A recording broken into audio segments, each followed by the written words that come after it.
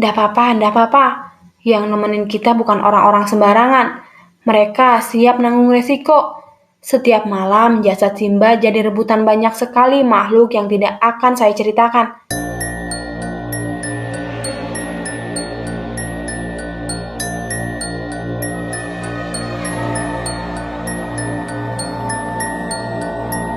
Halo semuanya, sekarang saya akan menceritakan sebuah cerita horor dari akun Twitter Simple Man yang berjudul Kembang Laru. Untuk yang ingin membaca threadnya, saya simpan link di kolom deskripsi. Untuk nama, tempat, dan sebagainya, rasanya tidak perlu ditulis karena anggap saja cerita pengalaman narasumber ini sebagai pengingat. Ambil baiknya, buang buruknya. Selebihnya nikmati saja sebagai sajian kalau manusia masih terlalu kecil untuk tahu perihal apa yang ada di luar sana. Tahun 1993, Rizky Anggoro Prasetyo lahir dari sebuah keluarga yang kental dengan pemahaman kejawen. Sejak dulu Rizky banyak dikenalkan dengan berbagai budaya Jawa lama oleh bapaknya. Sebuah budaya yang sudah jarang sekali ditemui di tempat-tempat umum seperti wayang, ludruk, atau tari. Bahkan di rumahnya, benda-benda antik peninggalan leluhurnya masih dirawat dan dijaga dengan sangat baik. Rizky menghormati bapak lebih dari sekedar hubungan antara anak dan orang tua. Dia mengagungkannya karena selama hidupnya, Rizky hanya mengenal orang tua ini yang selalu menemani dia semenjak masih kanak-kanak. Ibunya tidak beruntung karena harus pergi terlebih dahulu saat melahirkan Rizky kecil. Sehingga hanya sosok bapaknya sajalah yang akhirnya dia kenal sebagai sosok yang paling penting di dalam hidupnya. Orang zaman dulu pernah mengatakan, menyukai itu bagus. Namun jika melebihi kesukaan kepada Tuhan yang Maha Kuasa, itu bisa membuat manusia salah jalan. Yang berlebihan itu tidak selalu membawa hal yang baik. Disinilah momen di mana Rizky yang waktu itu berusia 16 tahun harus mendapati kabar kalau bapaknya kemudian meninggal dunia karena kecelakaan di tempat kerjanya di sebuah pabrik kimia, di mana seluruh bagian tubuhnya sampai tidak bisa dikenali. Kehilangan itu membuat Rizky hanya bisa berdiam diri seperti orang yang nyaris kehilangan separuh jiwanya. Meskipun masih ada Simbah yang merupakan pensiunan tentara, tapi Rizky tidak bisa menerima kepergian bapaknya yang pergi begitu saja tanpa pernah pamit kepada dirinya terlebih dahulu. Suatu hari setelah melewati 100 hari bapaknya, Rizky pamit kepada Simbah. Dia berniat untuk tidur lebih awal. Waktu itu, Simba hanya bisa melihat Rizky dengan wajah yang sayu. Ia sambil berpesan kepada anak itu, "Sebentar lagi azan maghrib loh nak, sabar dulu ya. Selepas isya, kamu bisa istirahat nak." Rizky hanya mengangguk. Ia tidak melawan kata-kata Simba. Tapi bocah itu tetap saja berjalan lunglai menuju kamarnya. Awalnya dia hanya duduk di tepi ranjang. Tapi lama-kelamaan badannya mulai terasa lelah. Dan tanpa Rizky sadari niat awal untuk sekedar duduk menjadi tubuh yang terlentang di atas ranjang tidur. Detik jam di dinding terus bergulir dan tiba-tiba saja Rizky terlelap dalam tidurnya. Allahu Akbar, Allahu Akbar. Azan maghrib kemudian berkumandang. Rizky membuka matanya saat mendengar ada seseorang sedang mengetuk pintu kamarnya. Dan dari cara dia mengetuk pintu terdengar familiar di telinga Rizky.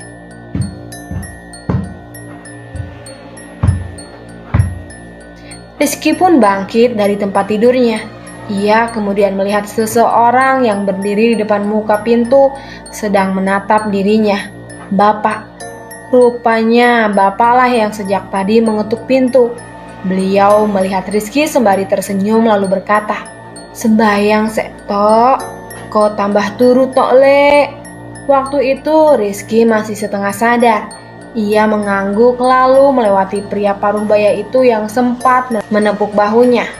Rizky lalu berwudu seperti biasa dan menunaikan sholat maghrib seperti biasa. Selepas menunaikan sholat, bapak kemudian duduk di teras depan rumah sambil menyesap tembakau lintingnya seperti biasanya. Rizky tentu saja kemudian ikut bergabung bersamanya. Ia hanya duduk-duduk sambil menemani bapak yang bertanya kenapa anak ini dari tadi terus melihat ke arah dirinya. Setelah duduk cukup lama, bapak kemudian mematikan tembakau yang ada di tangannya lalu melihat Rizky dengan mimik muka yang serius. "Nak, kamu lihat itu ndak?" ucap beliau sambil menunjuk sesuatu yang jauh di depannya. Rizky melihat ke tempat bapak sedang menunjuk, sebuah jalan setapak depan rumah di bawah pohon juwet. Di sana Rizky tidak melihat apapun kecuali jalanan yang gelap. Kemudian bapak berkata, "Itu ibumu, nak. Sudah menunggu kamu sejak dulu." Rizky tentu saja terkejut saat itu. Berkali-kali dia melihat ke tempat itu, tapi ia tidak bisa melihat siapapun sedang berada di sana. Rasanya bapak sedang lantur, pikirnya waktu itu. Tapi bapak kemudian berdiri. "Kamu gak percaya kan sama bapak? Kalau tidak percaya, ayo ikut. Tak tunjukin kalau ibumu memang ada di situ." Saat itu Rizky belum curiga sedikit pun. Ia yang belum pernah sekalipun melihat ibu kecuali dari foto-foto lama, kemudian ikut berdiri. Dia kemudian berjalan mengikuti bapak yang sedang menapaki jalan menuju ke pohon juwet yang ada di depan rumah. Awalnya tidak terasa, pohon juwet yang hanya berjarak beberapa langkah saja dari rumahnya, entah kenapa terasa sangat jauh. Selain itu, bapak juga tidak berkata apa-apa lagi kepadanya, kecuali hanya berjalan dengan langkah kaki yang semakin cepat. "Pak, kok gak sampai-sampai?" protes Rizky saat itu. Tapi bapak tidak menjawab pertanyaan Rizky sama sekali. Beliau masih terus berjalan seperti biasa, hingga perlahan-lahan suhu udara semakin dingin. Pohon juwet itu juga mulai tidak nampak lagi. Rizky yang melihat bapak masih berjalan di depan masih belum mencuriga. Sebelum mendadak, sekujur tubuh Rizky berubah menjadi tidak enak. Hatinya risau, nafasnya tersengal-sengal. Kemudian, rentetan hal ganjil itu diakhiri dengan bulu kuduknya yang berdiri. Rizky mulai berhenti berjalan. Ia sejenak melihat tempat itu dan mulai sadar di mana keberadaannya saat ini. Bapak yang sejak tadi memimpin kemudian ikut berhenti. Anehnya, beliau tidak langsung membalikkan badan saat berbicara dengan Rizky. "Kenapa, nak? Kok berhenti?" "Itu loh, ibumu ada di depan. Sedikit lagi, katanya kamu kangen sama ibu." Rizky tidak bergeming dari tempatnya. Firasatnya mengatakan kalau dia ikut bapak berjalan terus di jalan ini, dia akan mendapati sesuatu yang sangat buruk. Melihat Rizky yang nampak mulai ragu, sosok bapak kemudian menoleh. Beliau melihat Rizky, kemudian melambai-lambaikan tangan ke arahnya. "Nak, kamu gak percaya ya sama bapak? Kesini, ayo ke tempat ibu sekarang." Rizky hanya menggelengkan kepalanya. "Bapak kangen." "Rizky nggak kangen toh karo bapak, gak gelem lu bapak," kata sosok itu yang masih melambai-lambaikan tangannya. Rizky masih saja diam. Kini tubuhnya tiba-tiba saja merinding sewaktu ada hembusan angin yang seperti melewati dirinya. Rizky tahu di mana tempat ini. Ia mengenalnya. Jalan ini tidak salah lagi adalah jalan yang menuju ke arah kuburan desa. Kuburan tempat orang-orang mati biasa dimakamkan. Mana saat bapak kemudian berhenti melambaikan tangan. Rizky sudah berdiri di antara nisan-nisan tua, lengkap dengan pohon-pohon Kamboja yang ada di sekelilingnya. "Kamu gak ikut karena bapak, apa karena kamu sudah sadar kalau aku bukan bapak?" Seketika itu wujud bapak menjadi bentuk wujud pocong, tapi berwarna hitam yang kain kafannya benar-benar terlihat kotor, seperti diselimuti oleh arang. Mulutnya rusak dengan bola mata merah menyala. Sosok itu melayang beberapa senti dari permukaan tanah kemudian ke tempat Rizky. Rizky hanya bisa beristighfar, tapi aneh. Kakinya tidak bisa pergi dari tempat itu. "Ikut aku, nak. Bapak sama ibumu ada di depan sana. Kamu gak mau ikut dengan aku ke sana?"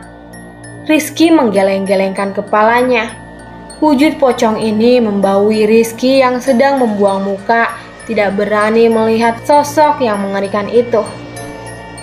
"Anak ganteng, anak pinter, anak pancer kliwon. Aromamu itu begitu wangi, wangi darah yang masih terasa manis. Ikut, ikut, ikut." Rizky meraung berteriak dan seketika ia terlonjak dengan badan terpelanting karena sesuatu seperti menjerat tubuhnya. Saat itulah Rizky melihat Simbah yang terhenyak di samping para tetangga desa yang melihat wajah Rizky dengan sorot mata yang terkejut sekaligus ngeri. Bagaimana hal itu bisa terjadi? Rizky juga merasa nafasnya terasa sulit dan tersengal. Saat itulah Rizky kemudian melihat dirinya. Ia sadar jika sekujur tubuhnya sudah dibungkus dengan kain kafan berwarna putih.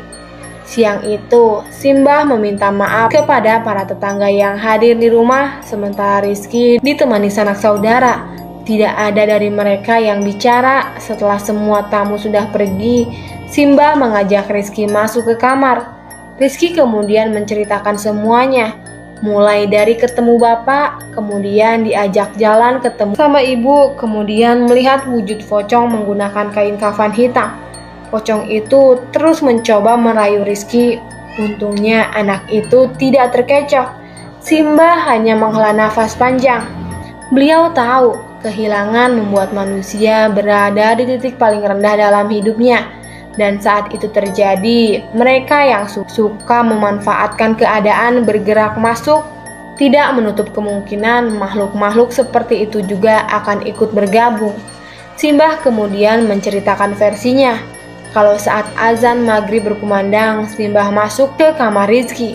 Di sana beliau melihat Rizky sedang tidur. Tapi firasat buruk orang tua tidak bisa dibohongi. Ia segera membangunkan bocah itu yang sekujur tubuhnya dipenuhi oleh peluk. Simbah mulai khawatir. Badan Rizky mendadak menjadi panas. Tidak hanya itu, nafasnya tersengal seperti orang yang terkena asma.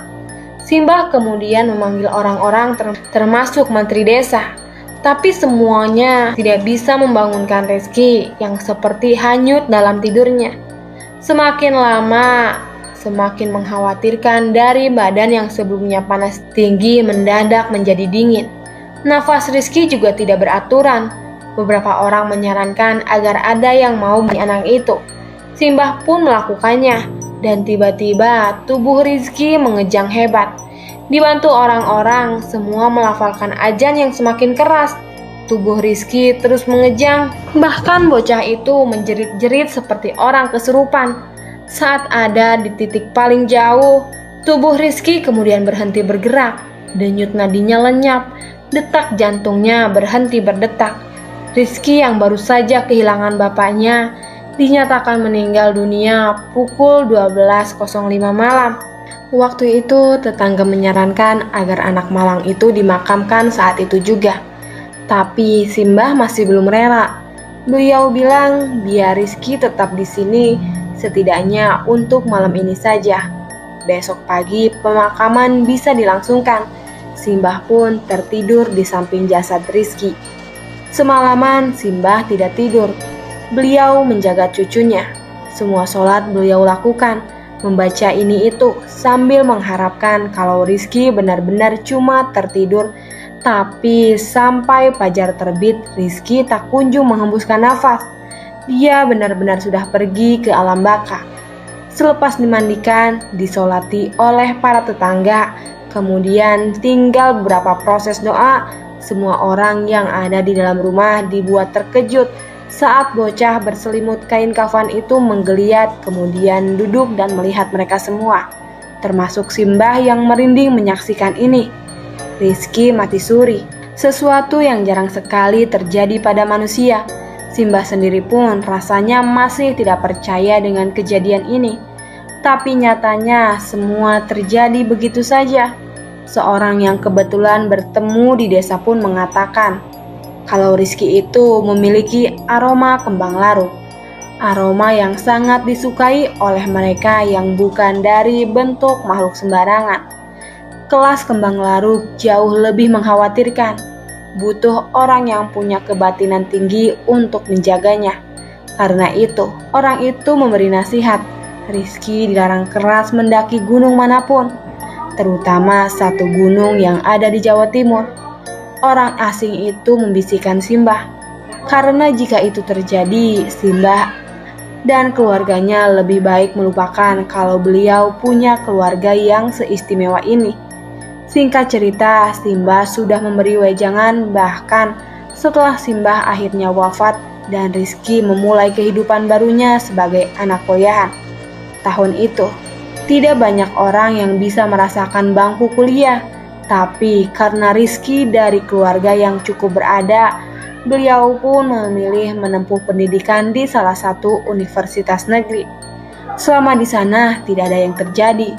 Kehidupan Rizky seperti mahasiswa kebanyakan, kuliah, pulang, Sampai suatu hari temannya menyampaikan salam titipan kepadanya.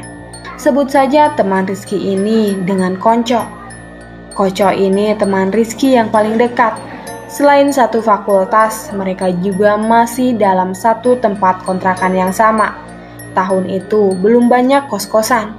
Mahasiswa umumnya saling patungan untuk langsung menyewa rumah yang bisa diisi 5-7 orang. Begitu pula dengan nasib Rizky dan Koco. Siang itu, Koco memberitahu kalau ada teman perempuan dari anggota mapalanya yang ingin mengenal Rizky. Saat itu sebagai anak yang kurang aktif, tentu Rizky tidak gampang percaya. Apalagi Koco anaknya sedikit sangklek dan suka membesar-besarkan hal-hal kecil. Tapi Koco terus-menerus memaksa katanya untuk menjaga martabatnya. Kalau ndak suka sama anak ini, Rizky nggak usah melanjutkan. Ini adalah amanah. Hal ini yang membuat Rizky akhirnya mau bertemu sama kenalan si Koco ini. Singkatnya, Rizky akhirnya mengenal perempuan ini. Koco memanggil beliau dengan Lika. Lika ini cukup cantik dan Rizky tidak bisa berbohong kalau dia sebenarnya tertarik. Anehnya, baru 1 minggu kenal Lika, perempuan ini berani mengajak Rizky pulang ke rumahnya. Sebagai orang yang tak enakan, Rizky mau saja diajak pulang ke rumah perempuan ini. Ada satu hal yang membuat Rizky tidak nyaman saat bersama dengan Lika ini. Dia sering sekali bertanya apa Rizky pernah mati suri. Pertanyaan ini terus-menerus ditanyakan setiap ada kesempatan. Rizky tentu menjawab sekenanya saja. Kata orang, dia memang pernah seperti itu. Tapi terlepas dari itu, Rizky tidak tahu bagaimana rasanya dan bagaimana hal itu bisa menimpanya. Lika pun mengerti dan dia berusaha untuk tidak bertanya tentang hal itu lagi. Rumah Lika ini tidak jauh dari area kampus. Tempatnya di deretan perumahan dengan gaya rumah khas Belanda. Saat Rizky berjalan masuk, ia langsung bertanya, "Rumah bekas Belanda?" Lika mengangguk. "Iya mas, bapak dosen, jadi dapat rumah dinas." Di ruang tengah, Rizky lebih banyak duduk dan menghabiskan waktunya melihat perabotan-perabotan lama. Banyak lukisan dan foto-foto tua tertata di dinding. Tidak ada yang menarik dari rumah ini selain firasatnya yang menunjukkan kalau rumah ini punya sesuatu yang gelap di dalamnya. Sementara Lika meninggalkan Rizky di dapur bersama dengan pembantunya sendirian di dalam rumah itu membuat Rizky tidak punya pilihan lain selain memperhatikan figura-figura foto yang tergeletak di atas meja buku. Di sana Rizky melihat foto sepasang perempuan kembar. Fotonya jauh lebih tua dari tahun Rizky sehingga ia menyimpulkan kalau mungkin foto ini foto ibu Lika. Saat Rizky memperhatikan dengan seksama, Lika tiba-tiba sudah berdiri di belakangnya kemudian berbicara, "Itu ibuku sama tante. Ibu itu kembar mas, kalau kamu tanya." Rizky yang merasa tidak enak karena bersikap tidak sopan kemudian mengangguk dengan canggung. Ia melihat Lika meletakkan gelas berisi teh sebelum perempuan itu mengatakannya, "Mas tahu tidak tentang sejajar berdua?" Rizky tentu saja bingung, karena ini kali pertama ia mendengar pertanyaan seperti ini.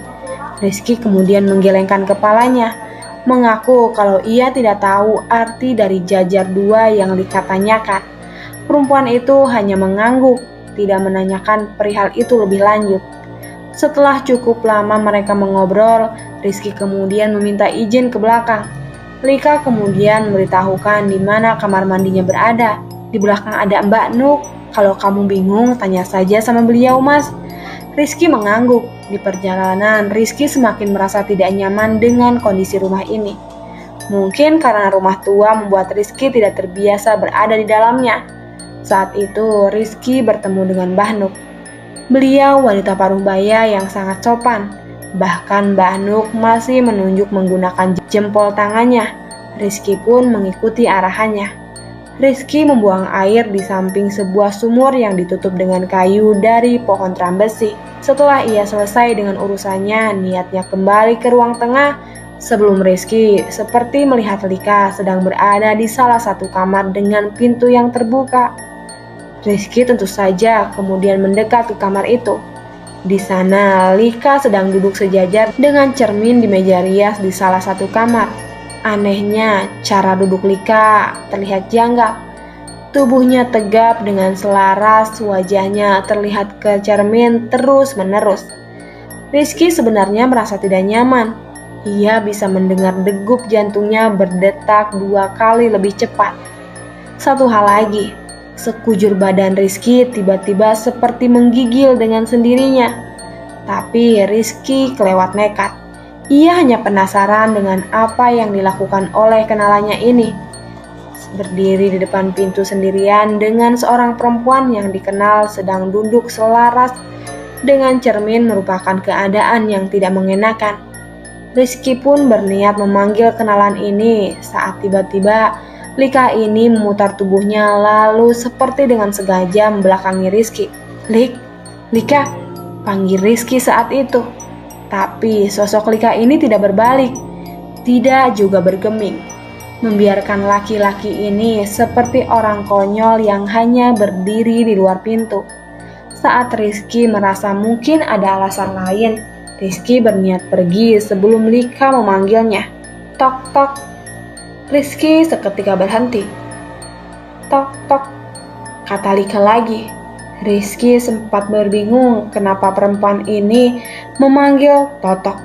Sebelum Rizky sadar sesuatu, dia cukup mengenal dialek-dialek lawas dari sejarah lama. Totok adalah panggilan noni Belanda kepada laki-laki pribumi.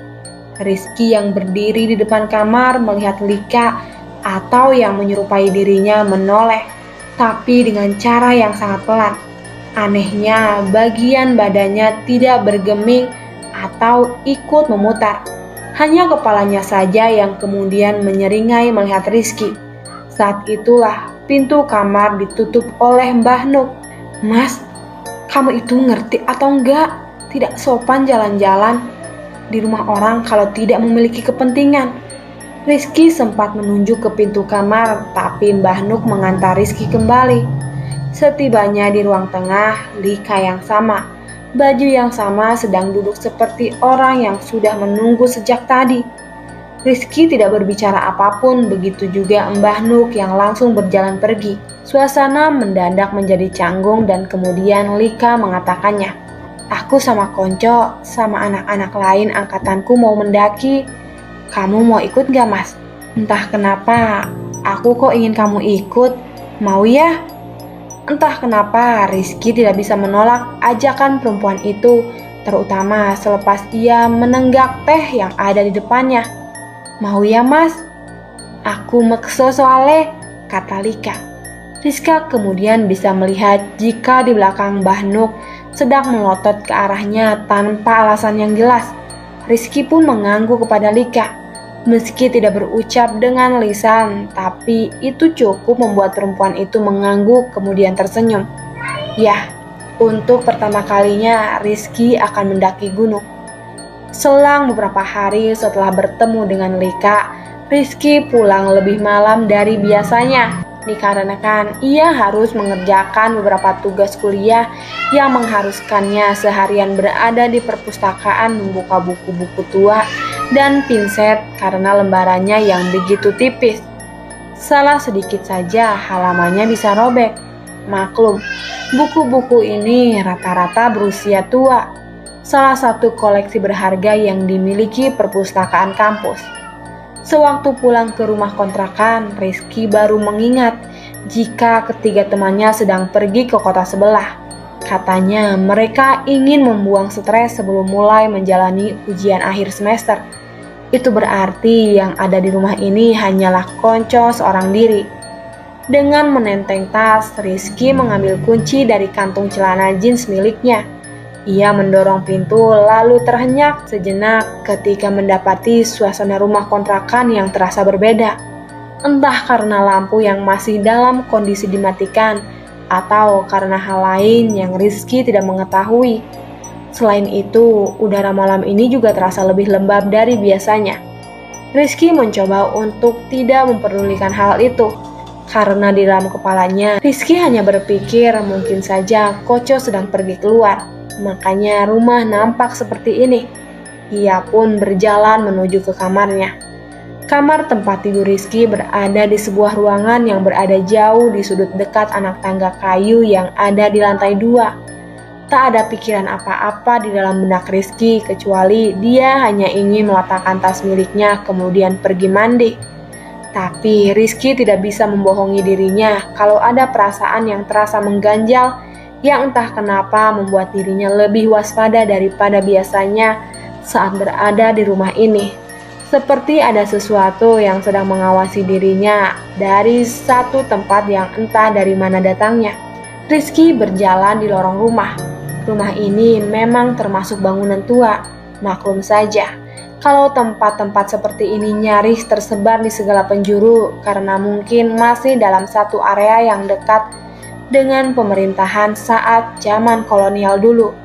Selain itu, hal yang membuat Rizky dan kawan-kawannya terkejut saat pertama kali mengambil rumah ini sebagai kontrakan mereka, yaitu pemilik rumah yang meminta seluruh perabotannya agar tetap ada di sini dan Rizky bersama dengan teman yang lainnya boleh menggunakannya sebagai fasilitas. Yang terpenting, tidak ada dari benda-benda itu yang rusak. Tentu saja hal ini menguntungkan. Itulah kenapa pada beberapa titik tembok terdapat lukisan-lukisan tua lengkap dengan benda-benda antik yang biasa dilindungi dengan kaca di dalam lemari-lemari tua. Untungnya selama Rizky dan yang lain tinggal di tempat ini, tak ditemukan hal-hal aneh yang terkadang sering dibicarakan oleh orang-orang sekitar setiap kali Rizky mengatakan di mana mereka sebenarnya tinggal. Hanya saja malam ini rumah ini memang terasa lebih berbeda dibandingkan malam-malam biasanya. Disinilah keanehan terjadi sewaktu Rizky melewati satu lukisan tua tentang seorang penari Bali, di mana Rizky sempat melirik dan mata wanita yang ada di dalam lukisan tersebut rasanya seperti mengikuti gerakan kemanapun Rizky pergi. Hanya saja Rizky sudah terbiasa dengan hal ini karena ia percaya hal itu dikarenakan ilusi bias yang biasa terjadi saat orang-orang melihat lukisan-lukisan dengan objek manusia yang memiliki bentuk rupa. Namun sejenak ketika Rizky melangkah di jalan yang menuju ke arah kamar, tiba-tiba saja dari arah belakang Rizky sempat mendengar seperti suara perempuan yang sedang tertawa.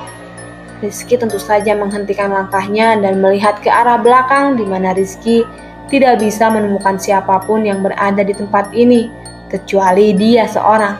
Selain itu, suara tawa itu terdengar menyerupai suara tertawa perempuan yang ditahan.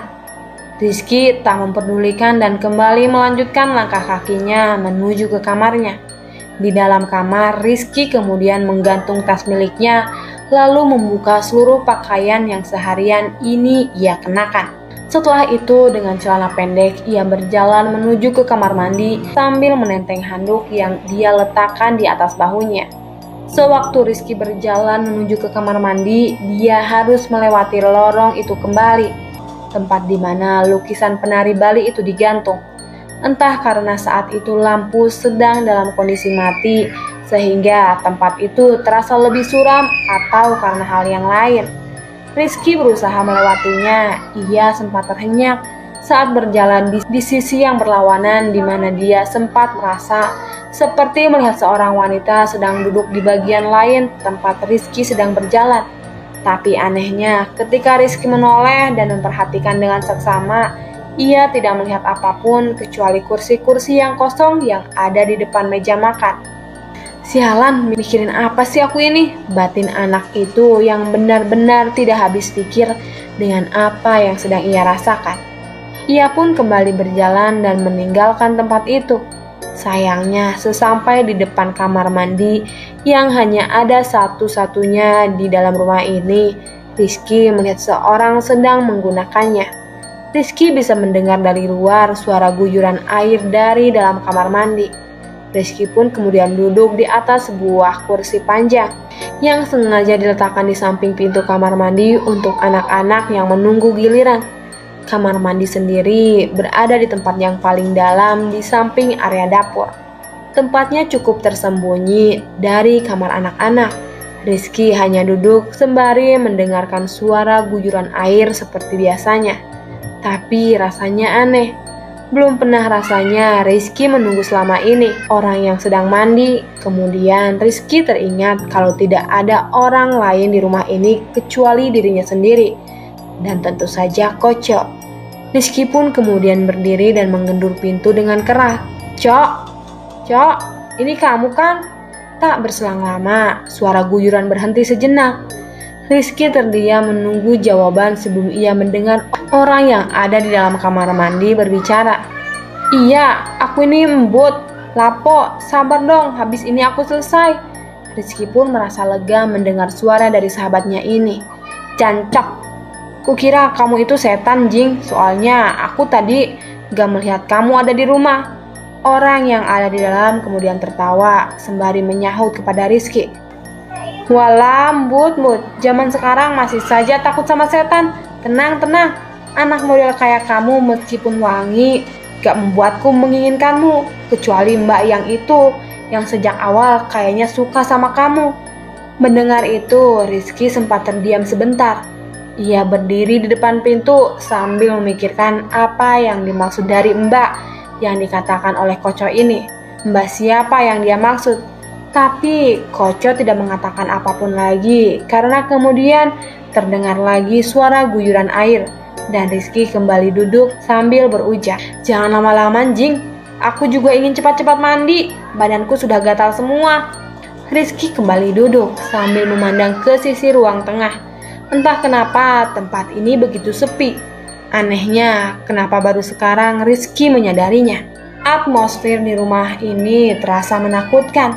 Sambil menunggu Koco selesai dari kamar mandi, Rizky melamun memikirkan kenapa dia mau ikut naik ke gunung.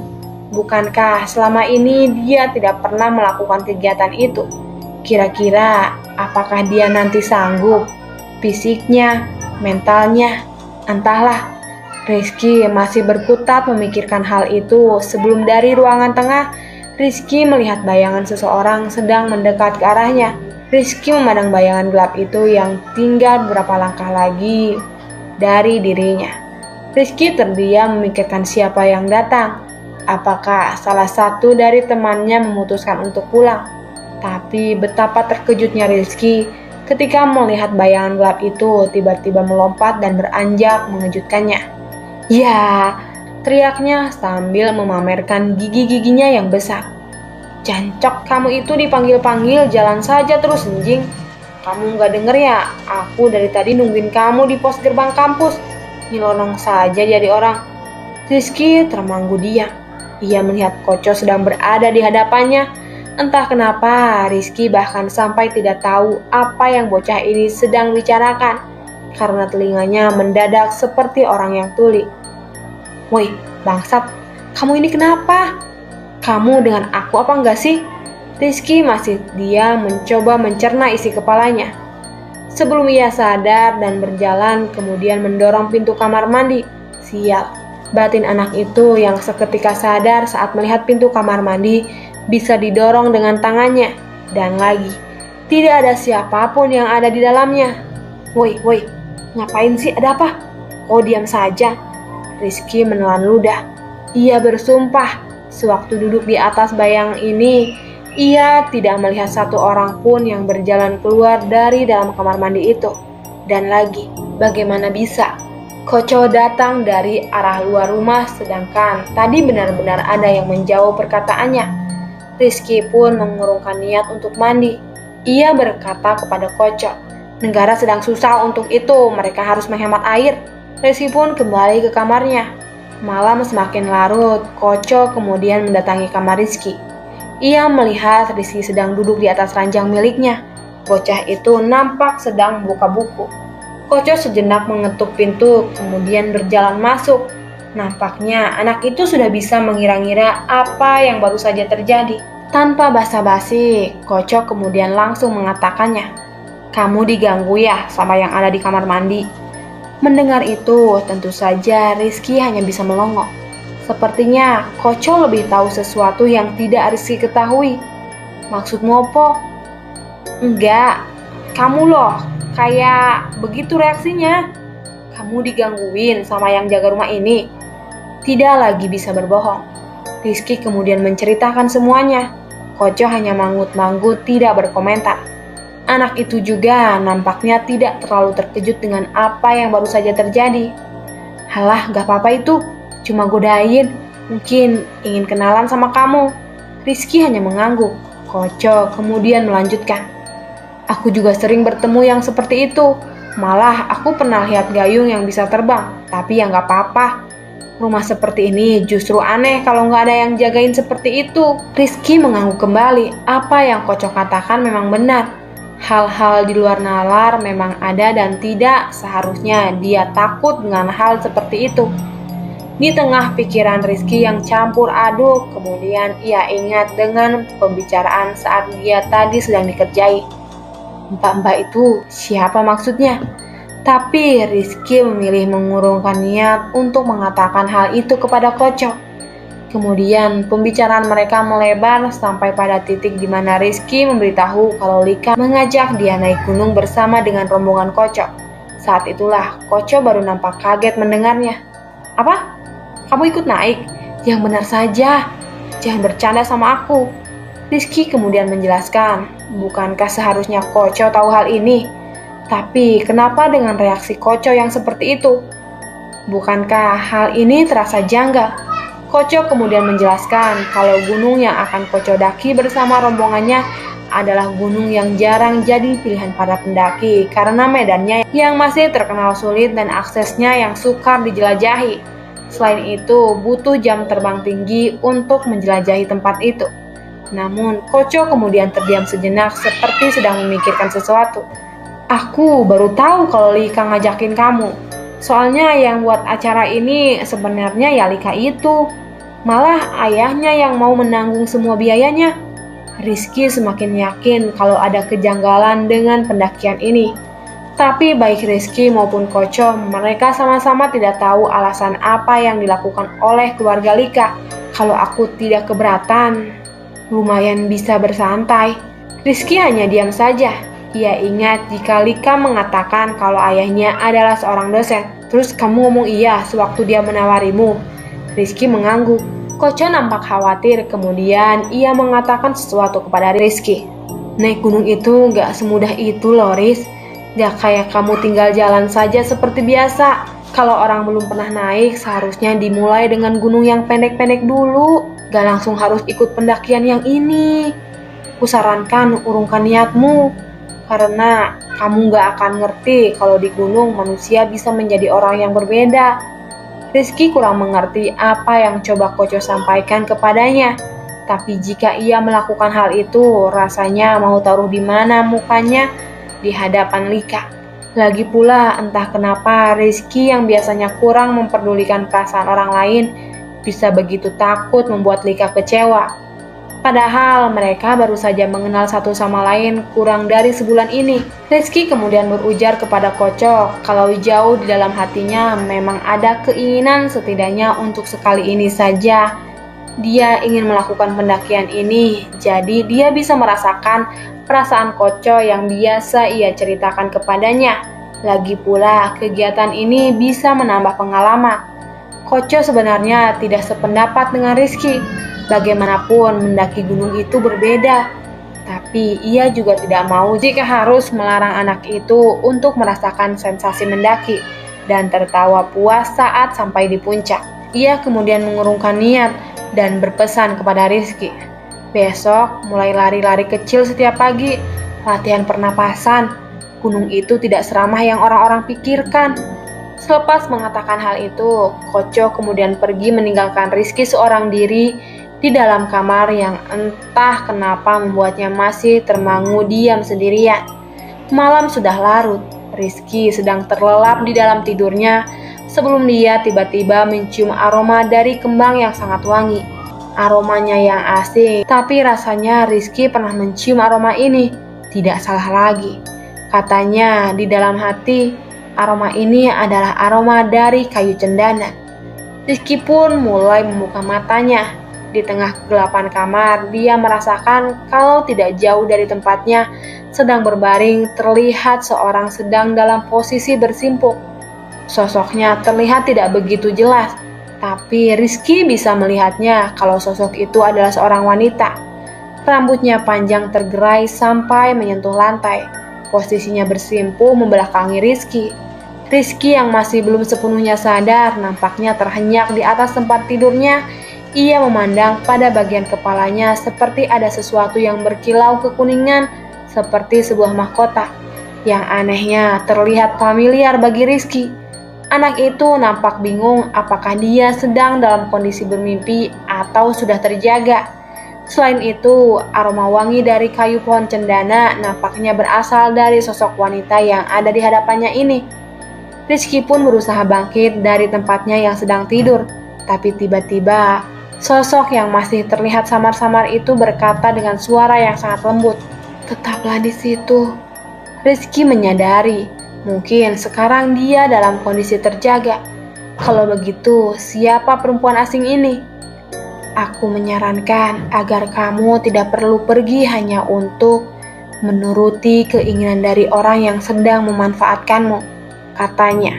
Suaranya terdengar begitu lembut, namun terasa dingin. Kamu tidak pernah tahu ada apa saja di gunung itu. Kamu itu istimewa. Dan yang istimewa biasanya menjadi rebutan. Ini bukan perkara siapa yang nanti mendapatkan, tapi perkara dusta yang diselimuti nafsu pribadi dari orang yang tidak memikirkan perasaan dari yang lain. Urungkan ya, urungkan, urungkan, teriaknya dengan suara yang tinggi. Rizky bisa melihat sekilas wajah wanita itu dan seketika ia menyadari kalau sosok yang sedang bersimpuh di hadapannya memiliki perawakan yang sama persis dengan sosok wanita yang ada dalam lukisan penari Bali. Pagi harinya, Rizky terbangun dengan kepala yang terasa sakit. Ia tidak bisa membedakan lagi apakah semalam dia bermimpi ataukah hal itu memang terjadi. Entahlah. Tapi mengenal pesan itu rasa-rasanya ada bagian di dalam hatinya yang juga ragu dengan pendakian ini. Niat hatinya selepas matahari sudah bergerak naik, ia akan pergi ke rumah Lika untuk mengatakan kalau dia tidak bisa ikut dalam pendakian ini. Semoga saja perempuan itu mengerti. Sewaktu Rizky berjalan di lorong rumah, Rizky berusaha menghindari kontak mata dengan lukisan penari dari Bali tersebut. Tapi nampaknya hal itu sulit dilakukan. Karena meskipun Rizky mengalihkan pandangan, ia sempat melihat ke arah bola mata wanita yang ada dalam lukisan. Wanita itu terlihat seperti sedang tersenyum ke arahnya. Rizky sampai di rumah Lika saat matahari ada di atas kepala. Ia memarkirkan motor RC100 keluaran tahun 95-nya di halaman depan di bawah pohon jambu. Ia sempat mendongak ke arah pintu rumah yang anehnya. Lika seperti tahu akan kedatangannya. Wanita itu tersenyum menungguinya. Rizky mendekat dan wanita itu menyambutnya. "Monggo mas," katanya lembut. Rizky bingung. Aneh sekali, tubuhnya seperti menolak keras untuk mengatakan maksud kedatangannya. Di atas meja juga tersaji teh yang sama seperti sebelumnya.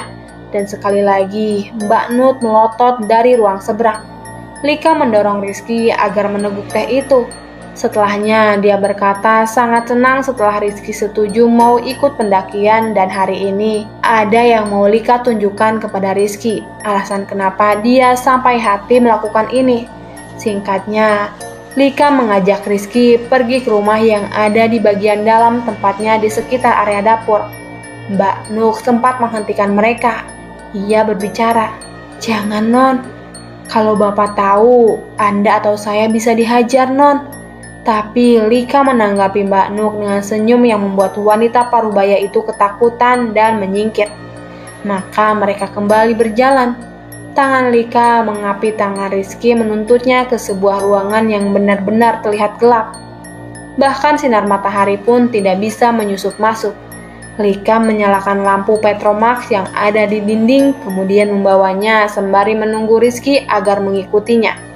Masuklah mereka ke salah satu pintu berwarna hijau muda yang dipenuhi goresan aneh di depannya. "Mas Rizky tahu kan kalau ibu itu kembar?" Rizky mengangguk sambil menahan hidungnya yang tiba-tiba mencium aroma yang busuknya setengah mati.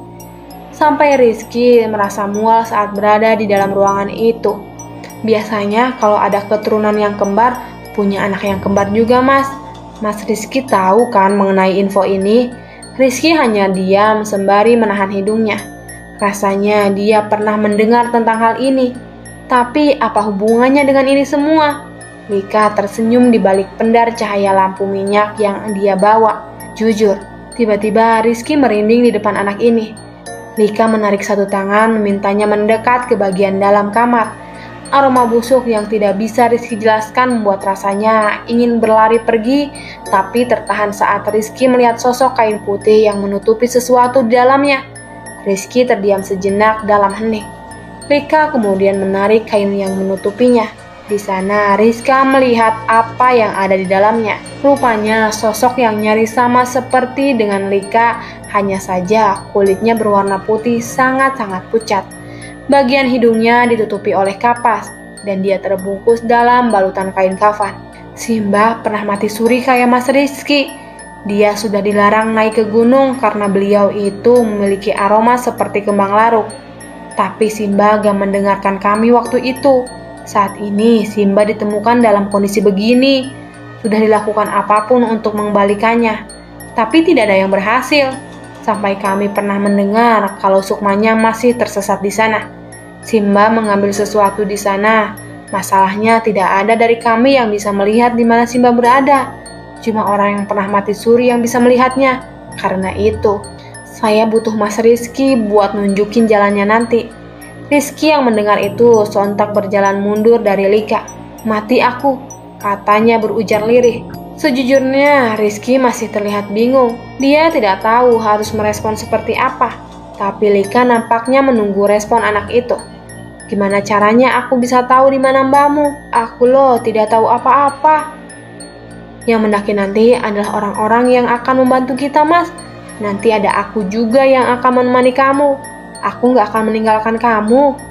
Mohon Mas Rizky mau menolong keluargaku. Kasihan, ibuku sudah gak ada. Bapak setiap malam menangis sendirian." "Yang nolong itu siapa saja? Kamu itu yakin bisa selamat? Gimana kalau menambah korban?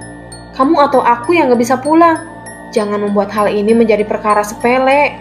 Aku sudah sering bertemu yang seperti ini." Lika untuk sejenak terdiam. Suasana di tempat itu terasa sangat hening, hingga rasanya tempat itu seperti kedap suara. "Ya sudah kalau Mas Rizky akhirnya gak mau, saya gak maksa. Monggo Mas Rizky pulang. Ngomong-ngomong hati-hati kalau pulang. Mas Rizky nggak tahu kan apa saja yang sudah masuk ke dalam perut." Lika menyeringai, memberi jalan Rizky untuk pulang. Tapi anehnya, Rizky seperti tidak bisa pergi dari tempat itu. Ia tidak mau meninggalkan Lika ini sendirian. "Monggo Mas." Rizka masih menyeringai memberi jalan. Lika kemudian mendekat, menyentuh pipi Rizky. Ia berbisik, "Ndak apa-apa, ndak apa-apa. Yang nemenin kita bukan orang-orang sembarangan. Mereka siap nanggung resiko." Setiap malam jasad Simba jadi rebutan banyak sekali makhluk yang tidak akan saya ceritakan. Jadi mohon maaf kalau pakai cara yang begini ya Mas. Rizky mengangguk. Ia seperti menurut apa saja kata perempuan ini. Mereka kemudian keluar dari ruangan itu. Setelah meninggalkan ruangan itu, Rizky terhenyak melihat seorang pria tua yang mengenakan kacamata, kulitnya sawo matang, dan menatap Lika serta Rizky dengan sorot mata yang tidak bisa ditebak. Rizky menyadari mungkin beliau inilah Bapak Lika. Awalnya dia kira orang ini akan menolong Rizky, tapi kemudian dia berkata kepada Lika, "Semua yang kamu butuhkan sudah kupersiapkan ya nak. Hati-hati, Bapak hanya bisa mendoakan kalian." Hari itu, Rizky menginap di rumah Rika. Mbak Nuk juga mengurus semua kebutuhan selama seharian.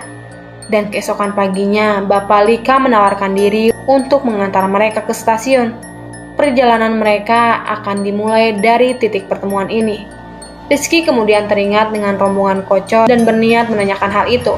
Lika kemudian mengatakan kalau semua rombongan Koco tidak ikut kecuali Koco sendirian di sana.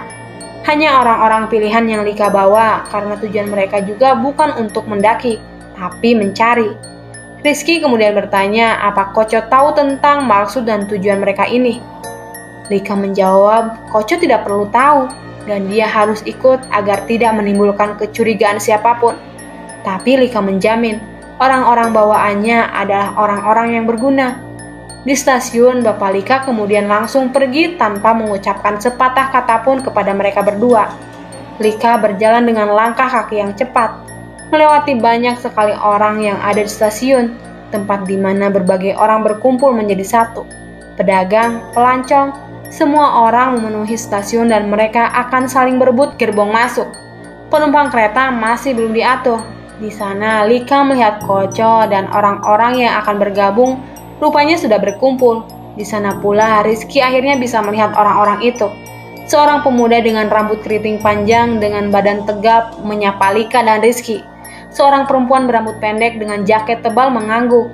Ada juga seorang anak yang mungkin lebih muda membawa tas lonjong dengan sepatu karet pendakian. Dan yang terakhir ini, Koco. Lika menyapa semua orang, begitu juga dengan Rizky. Setelah semua orang sudah berkumpul satu sama lain, mereka bergabung dengan orang-orang berebut satu sama lain untuk bisa ikut rombongan kereta ini. Dan siang itu, mereka berangkat ke tempat tujuan terakhir, tempat di mana tragedi naas ini bermula.